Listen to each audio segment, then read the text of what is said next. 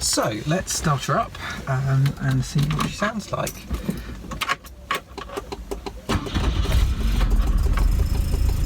Not too bad. It runs very sweetly. It's not great at cold, it's just a little bit grumbly. I'm not quite sure why that is. I wonder whether there's a cold start circuit, I think. I'll look into that. But once it's warmed up a little more, then it's really nice and smooth. The fuel injection system makes it, you know, so much easier to live with than one of my other cars, which are all carburetted. So I'm going to put my seatbelt on and let's go down the road and we'll go for a little drive just so you can hear and see what it's like to drive on the road. Actually, before we take it out, one thing I wanted to say is that a Volvo 240 is one of the most manoeuvrable cars you could possibly drive. Most people, when they see it, think, oh my goodness, it's an enormous car, how could I drive it? But it's got the most fantastic lock, meaning that, because it's rear-wheel drive, meaning that it turns in tiny amounts of space compared to a modern front-wheel drive car. And also it's really thin, so it fits into really narrow spaces a lot easier than other cars. And the other really good advantage is it's got just incredible visibility, because the pillars are all really slim. You totally know exactly where the back of the car is because you can see it, because the back of the estate. So in that respect, it is an absolute myth that Volvo 240s are hard to drive. It's really, really very easy. Right, let's go.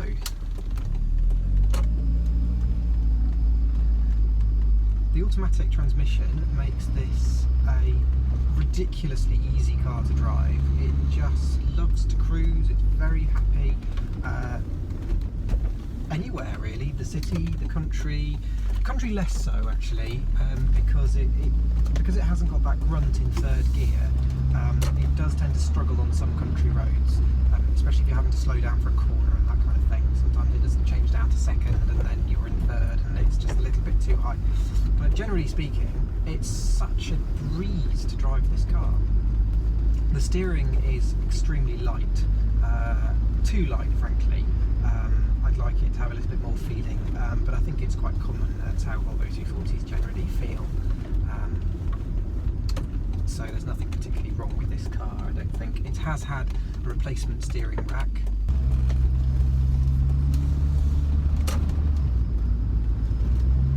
I'm just moving away from you know, nothing and accelerating to 30 miles an hour. It really is very, very quick. You couldn't want any more, frankly. It's not the most refined of cruisers, I will concede that. It is quite rattly from the back, which is something that was cured on the later models of 240. They changed, you know, the lovely metal frames that I like in the back very much. They actually rattle quite a lot, and also the tailgate lock for these early models allows the tailgate to rattle within the body. Again, it's the sort of thing they sorted for later models. So my friend has a G-Reg 240, which is much less rattly, much more actually refined than this one in that respect. But I prefer the early models, so that's what I've got. As well as the power steering rack, I have spent a gigantic amount of money on this car for various reasons. It was owned for me by a school headmaster in North London, and he'd had it since it was about 3 or 4 years old. And although he'd looked after it, by the time I got it, there was basically nothing electrical working on the car apart from what it needed to pass the MOT. So I've had to fix absolutely everything in the car that was electrical, replace most of it, including the heater fan, which is an absolute pig of a job, requiring to take the entire dashboard out of the car and access the heater. And yes, it was a 2-day sort of finger breakathon, frankly, but it's well worth it because I now have, hooray, a working heater fan, which is really quite important, especially when you want to demist the windscreen. It's got a great heater, warms up really, really quickly, and you can also, in the traditional way that Volvos do, you can have cool air to the face and warm air to the feet, which genuinely is a pleasant thing to do on a long journey in cold weather, because you want to stay alert, but you also want the car to be warm. So it does work really well that. As you can see, it keeps up with modern traffic without any difficulty. I'm perfectly relaxed driving this car. My 340s, which are carburetted 1.4 engines, are much more slow on the uptake. They feel like a proper old car. Because of this one's engine power and the fuel injection system, it isn't an old car in that respect. It doesn't feel it. It feels much younger, much more agile, and just generally a much easier place to be and to live with than the 340s. Sadly, as much as I love the 340s, this is ultimately a better car. Apart from all the electrical items, I have replaced quite a number of mechanical things on this car. Apart from the welding and the bonnet repainting, I've had to replace the fuel pump in the tank. That's a horrible job. The pump usually fails after a long time in service, meaning that you can still drive the car because there's a main fuel pump under the back seats, and that has enough power to suck the fuel from the fuel tank without the need for the pump in the tank. But it obviously becomes under stress and it starts to make a really horrible noise and it buzzes, and you can totally tell that they are not happy. So I've had to replace both of those fuel pumps. It's a classic 240 problem, and there have been a number of other bits and pieces that I've had to replace. I think I've replaced all the injectors and the injector seals. I've replaced little bits and pieces in the engine. I mean, the list just goes on and on and on, frankly, and I can't remember what most of them are. And I've given up totting up how much I've spent on the car, just because I don't want to know anymore. Initially I was totting it up because I didn't want to keep the car. I only bought it because it happened to come up on eBay, and I messaged the guy, and I managed to get it. But I was going to sell it on, I was going to do it up. I'd had experience of a 240 before, I knew what I was sort of letting myself in for, so my plan was to do it up and sell it on, and enjoy it for a little bit in the meantime. But I'm afraid I just rather fell in love with it, and its sheer abilities and its sheer ease to have such an old car. I mean, it's 37 years old this year, and to just be able to use it every day, even in winter, frankly, it just more than makes up for its cost. It's really rather fantastic.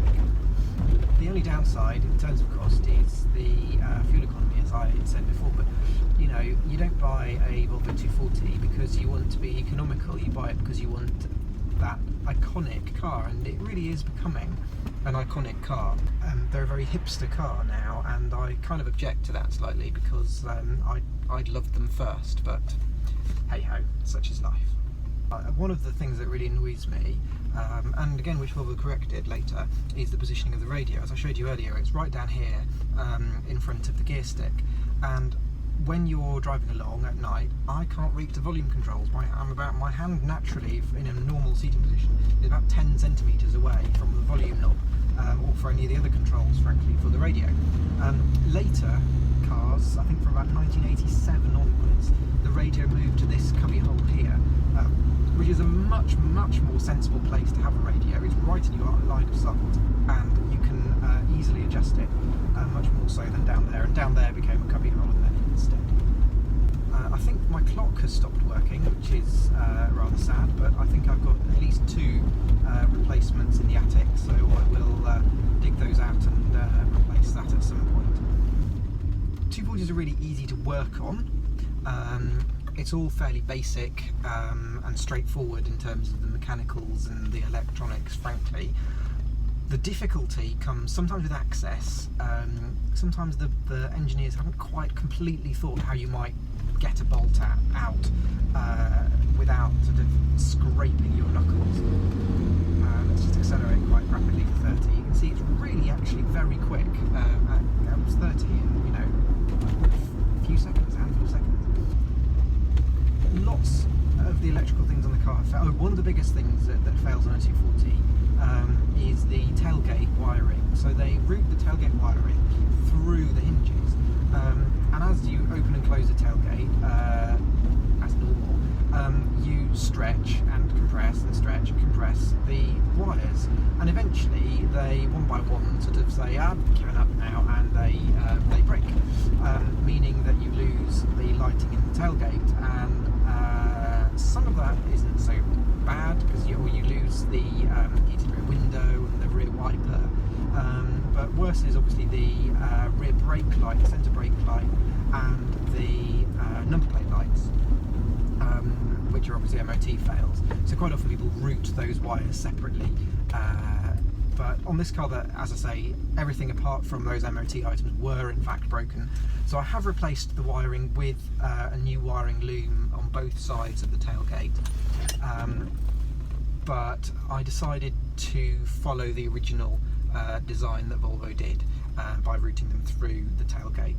It's just so much neater, and I know how to replace them again if they break again, so I'm going to take that risk. I don't use the car that often, so it's not going to have 5-10 years of really hard daily use of the tailgate. It's only being used sort of once a week, once every couple of weeks in the winter, that sort of thing, so I think it'll be fine to do that. The day running lights also weren't working when I got the car, but I fixed those. They are actually very bright. This car has electric windows in the front. The driver's one works fine. The passenger one also works from here. I can control it, but obviously the camera is attached to that, so I'm not going to do that. The rear ones are keep fit windows. Also, they were another thing. They had both seized solid, both rear windows, so I had to get some grease and lots of effort to kind of jiggle the gears of the mechanism that had all just rusted solid, so I managed just about to loosen that, and they now work. The ambient temperature gauge works really well. It's currently reading that it's about 14 degrees, which is pretty correct for today.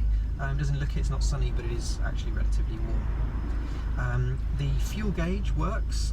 It didn't when I got the car. The fuel sender unit in a 240 often is a failure. I bought a cheapish replacement from eBay, fitted that. Within about 6 weeks, that had also failed, for two reasons. There was a little pipe built into it which to suck up the fuel, which was, with hindsight, when I inspected it 6 weeks later, not safe for submerging in fuel. It had started to rot, and I would have happily clogged up the fuel lines had I left it any longer. And the other point that it had is that the float had become porous, and so it just sunk, which was useless. So I had to spend a decent chunk of money and buy a genuine Volvo one, which has been completely faultless. So I should have just done that in the first place, but well, you live and learn these things. You have to sort of pick your battles sometimes with original manufacturer's equipment, and certainly the fuel sender unit is definitely one I would recommend you get the genuine Volvo article. The radio does work.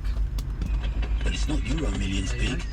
This Friday, crackly, only because it's temperamental in terms of signal, but it works fine. It's got FM and long wave and a tape.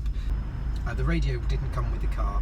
I think it had an aftermarket radio of some kind in it, but obviously I have sourced from my attic a correct radio for the car and fitted it, and I did go for the posher FM radio, thinking that actually, it's quite a posh version of a 240, it deserves to have FM. It would have been the sort of radio that someone would have specified for this model of car, I would have thought. Right, we're nearing home, so that's probably all I need to talk to you about this car.